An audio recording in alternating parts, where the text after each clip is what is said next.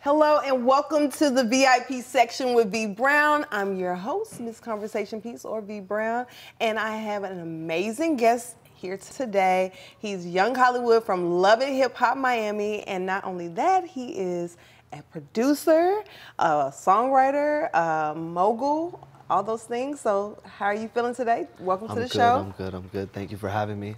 It's beautiful weather out here in LA, just soaking it up. Just got here from Vegas. Okay. And I'm just happy to be here, So you're done filming for the show and everything now? Yeah, we're done filming for the show. Okay.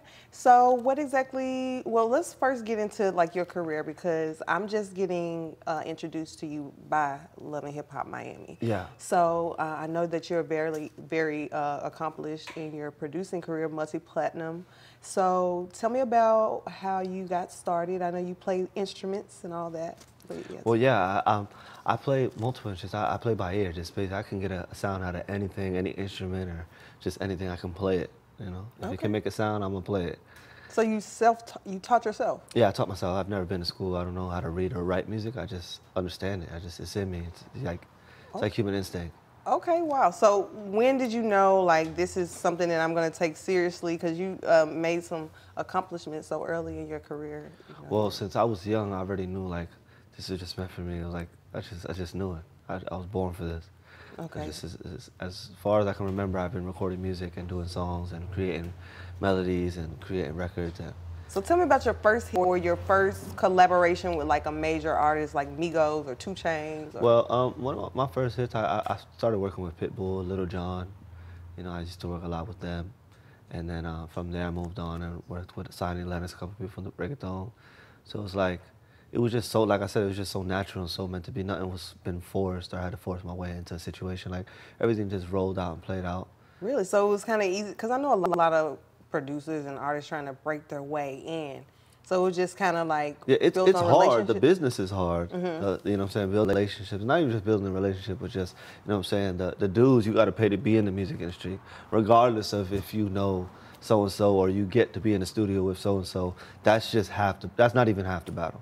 Like once you know a couple people, got a couple plugs, or, you know what I'm saying? That's not like, oh, you made it. Like that you're just not even getting started. You know what I'm saying? So it's really when people say like, oh, it's hard and it's hard to get in. It's not hard to get in. It's easy to get somebody's number or connect with somebody that you feel that could put you in the right place in the music industry or maybe further your career. It's really on what you do. So it's like how hard you want to work, how many sofas you gonna sleep on. You know what I'm saying? How many trips you gonna go on broke and not know how you're gonna get back, but you just gonna figure it out because you believe in your talent, you got faith in what you do. You know what I'm saying? Yeah, you gotta believe in yourself. Yeah, you gotta really believe in yourself. So, like, I hear you say like, oh, you know, it's usually harder for other people, but it was just as hard, if not harder. Okay. You know So tell me about the market, the Latin market, because I'm not too familiar with it. That's where you got most of your success on the urban Latin charts. Yeah. So how is that? Is Miami just a good place for that, or because it's surrounded by? Actually, a lot of my success, I didn't even get it in Miami. You know how they say, like, what they say, nobody's king in their own town. Like, you know what I'm saying? So in Miami, I made moves and made connections and did stuff with like Pitbull and Lil Jon, a couple people. But really, I made a name for Young Hollywood. The whole Latin super producer and pioneer for this Latin trap movement was in Puerto Rico, really. Okay. You know, I went to Puerto Rico. I actually had some legal issues back then when I was younger. And I went to Puerto Rico. And I basically became famous while being fugitive. Oh, wow. Yeah, like, so are you taken care of now? No, that was years ago. Okay. I was younger, man. That was when I was young and still running around, acting crazy, acting a fool. And I had a couple issues with the law, and okay. I was about to be sentenced. And I was like, you know what, let me just go to Puerto Rico, and I'll figure it out. So I went to Puerto Rico, and make a long story short, I became famous while in the midst of going through that issue. And by the time the legal troubles caught up with me and I turned myself in and I had become famous enough and more financially stable, I was able to resolve the issue. And okay. So do you feel like you changed your life around and music helped you do that? I did change my life around. Like, that's a main thing. That's one of the biggest things I love always sharing with people. Is like, my main goal isn't the pop and have the $1 million homes. Like, yeah, that's nice. It's going to come with it. And that's fine if it comes. If it doesn't, it's fine as well. Amen if it comes, amen if it doesn't. But really, like, my main goal is really just to tell just share that hope and that extra bit of faith with people, because there's so many times that I felt like, man, I got to give up, or man, I could just keep doing stuff that I was doing in the streets, or just doing another lifestyle, getting caught up in the system, so they say. But I had faith to believe in my music or my talent and my arts, and it's something that I felt that was always meant for me, and I feel that goes for everybody. I know everybody, as lost as they may feel, there's always like, I'm meant for something. You can feel there's a deeper connection, there's a deeper root, especially people that are in the entertainment industry, or interviewers, journalists, writers, songwriters, producers. Like there's a real strong pull in that. Like you feel like you're always meant for something, and you're put in a place of power, position, or influence for a reason. So I feel like I just want to share that with people. Like, you can change your life around. Don't let people say, oh, you this, you ain't gonna do nothing better than that. Like, you could switch around. Like, Cardi B's a great example, you know what I'm saying? Like, she came from the bottom. She came from, you know what I'm saying, bars and gentlemen clubs and dancing and stuff like that, which there's no shade to that at all, you know what I'm saying? Get it how you can. But, like, that's exactly what I'm talking about. Like, I came from a different lifestyle. I was going all different type of stuff. I was, you know what I'm saying, just...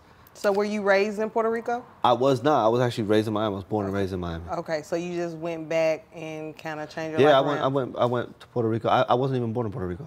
Oh, okay. I went to Puerto Rico because I just felt like that was the outlet and the market for what I was doing at the time and what I was doing. I was doing Spanish reggaeton and stuff like that. Like my parents, I speak better Spanish than my parents. Okay. Like I was raised super Americanized, but as I went through middle school and high school and stuff, I started getting in touch with my roots and hanging out with more Spanish-speaking people and learning how to speak Spanish. This is the same way I moved from Memphis to here, so to my dream. So I get it. Yeah, that's what's up. So tell me a little bit about the hip hop scene where you are in Miami now, because now you're more known, and so now you're in Miami, and now you're on a TV show. Yeah. So how is it going? So it's dope. Besides all the hate, and the hate mail and the hate fans and because I call them hate fans. You gotta love me to hate me. You know what I'm saying? You can't hate something without loving it. So like I just soak it all in.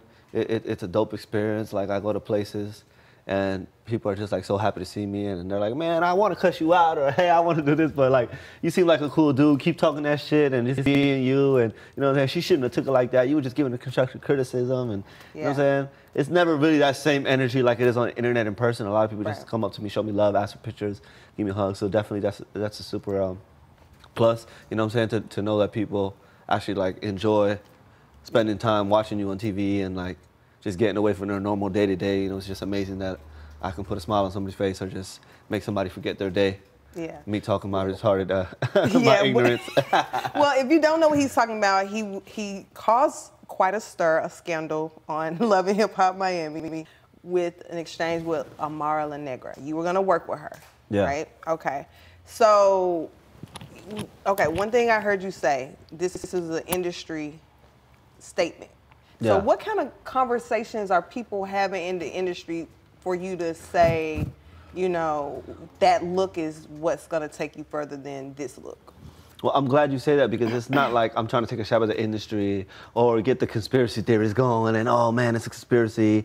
No, it's like, you got to understand, there's people that dress different ways. There's people that they say, oh, I'm a rapper, I'm a hip hopper, or I like rock music, and they all dress like how rockers dress. And I like hip hop, so they dress how hip hop dress, and they twist up their dreads, and they have cornrows, and like there's different parts. And then there's people that are above the box. There isn't a market for people like that. Like there isn't, you know what I'm saying? If you notice that, like, it's crazy how people are all, it's not even crazy, it's just how it is. It's how society is. It's broken up to different groups. Like if you go to a mall, you're gonna see the rockers hanging on this side, and that's just what they identify, what they relate with, you know what I'm saying, what they relate with. So when I told Amara that, it wasn't like to your hair or something. It wasn't like I was like, oh, you should hate yourself, or is that your natural look, or is that, I was just like, hey, before I'm even like introduced to the show, she's introduced, she said, I'm trying to get into another market. I'm trying to cross over. If you listen to, I'm a narrator for you. Okay. She says, I'm trying to get into a different market, and I'm gonna go meet up with this producer, Young Hollywood. He's talented in this market. I want to see what he has to say.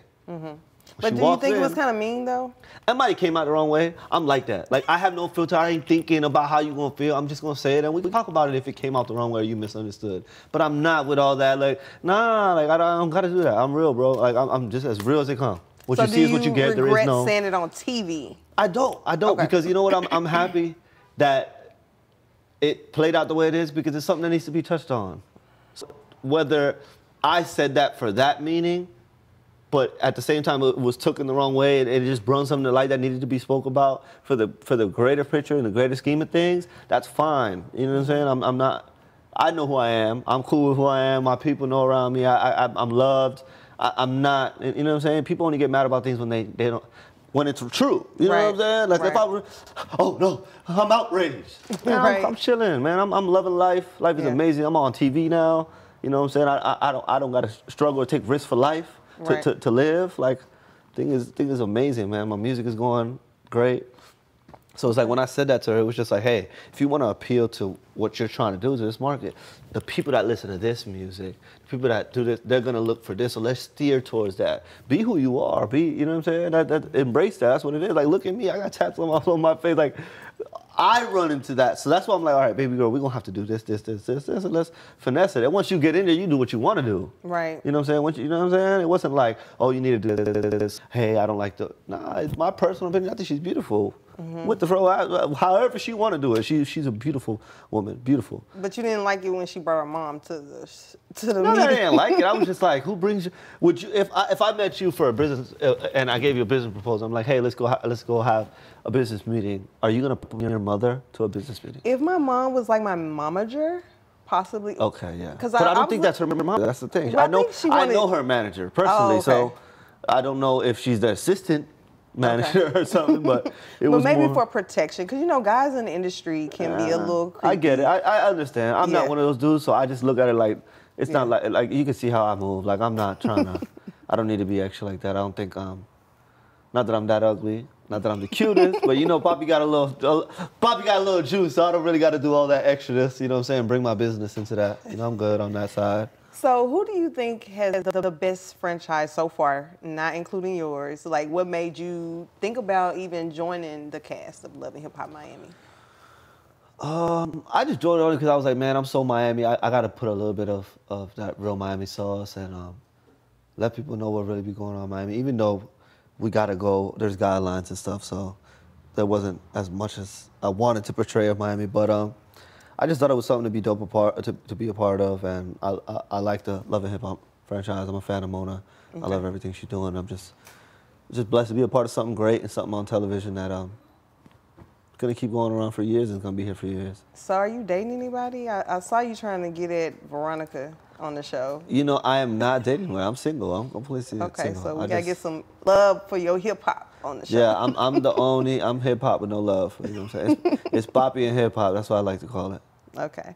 So anything else you want to clear up? Because I know it got kind of hot and heavy, and did it make you shut down one of your pages, or? Actually, like, yeah, Instagram disabled one of my pages, so. Oh, you know they disabled it? Yeah, they disabled one of my pages. So follow me on Young Hollywood MIA, my new page right now. Oh, what is it again? Young Hollywood MIA. Okay. And yeah, so we're working on right now with the team. VH1 is talking to people over there at Instagram and stuff. They're working on that. But yeah. Okay. So music, what's going on music now? Right now, I got a new song, Moet. It was on episode 2 of Love and Hip Hop, and I got 2 Chainz on the remix, so we're working on putting that out right now. That should be coming out in the next couple of weeks. We got a record with Migos featuring Plan B that I produced and co-wrote on that record. That record's coming out as well. We got a couple big records. I'm working with Sean Kingston. Are you performing on them or just producing? No, I talk on them. You know what I'm saying? I talk my shit on it. Okay. I do my little Diddy Khaled move on it. Okay. You know, I might come out dancing in the video, but yeah, I haven't really been touching so much on my artistry. I just dropped one record right now.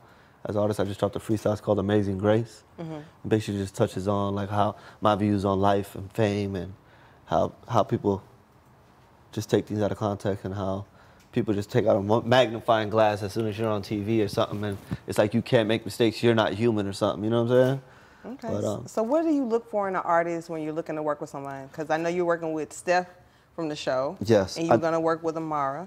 So what do you look for? I definitely always look for the artist to be, how do you say it? In Spanish we call it, que se dejen llevar, like in English. Basically, what is it? Se dejen llevar. And it's like that they let themselves be guided. Someone that's always open-minded, lets themselves be taught, you know what I'm saying, and willing to just take ideas, take constructive criticism, because I like to change things. I like to look at myself as a visionary. I respect everybody's opinion and how they feel about the creation of it, but I just feel like if someone comes to me to work on something or I'm working on something, I like to guide the ship, you know what I'm saying? I like to, hey, I do this, change this, stop talking like this, do it like this. You're gonna dress like this. At least when we're working on the record that we're working on, I'm not trying to change somebody's persona or who they are, but when I work on something, I might come in and be like, all right, we're gonna do this, we're gonna do that, change that whole thing. All right, we're gonna just do this, you know what, scrap that whole idea, that shit sucks. You know what I'm saying? I just feel like God has blessed me with a certain intuition, a certain clairvoyance to see into the situation deep.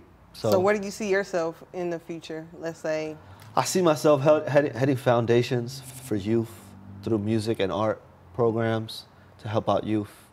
And like I said, just trying to drop a little bit of faith into those ones that are just right about to lose hope. Maybe kids that are not going to school, kids that you know what I'm saying, don't have nowhere to go, don't have the parenting, don't have the guidance, or you know what I'm saying, maybe getting lost to drug addiction or whatsoever. Like maybe there's little girls that want to dance and want to be a choreographer and end up stripping or doing another way. Not saying that stripping is bad, but you know what I'm saying, there's different outlets and maybe they might be forced in a certain way. And that's just my passion, that's my dream, that's my goal, that's what I feel like at the end of the day, my whole focus is towards is just doing that. So that's why I see myself opening up foundations for youths all around the world. Okay. Well, that's totally amazing. Thank you so much for sharing your story with us on the VIP section with V Brown. Tell everybody once again where to find you. He has a new Instagram, guys. I got a new Instagram. Follow Papi on Young Hollywood MIA. You already know. Follow me on Young Hollywood MIA on Instagram. Twitter, Young Hollywood. Hollywood with 2 1s instead of 2 L's. And YouTube, Young Hollywood Music. Spotify, Young Hollywood. Apple Music's Young Hollywood. Follow me everywhere. And he's represented by one of the best PR firms in Hollywood, Echo and Sounds. Shout out to you guys. Shout out to Echo. Love you, Echo. Thank you for tuning in. My Instagram is Conversation Piece. We'll be back next week. Thank you.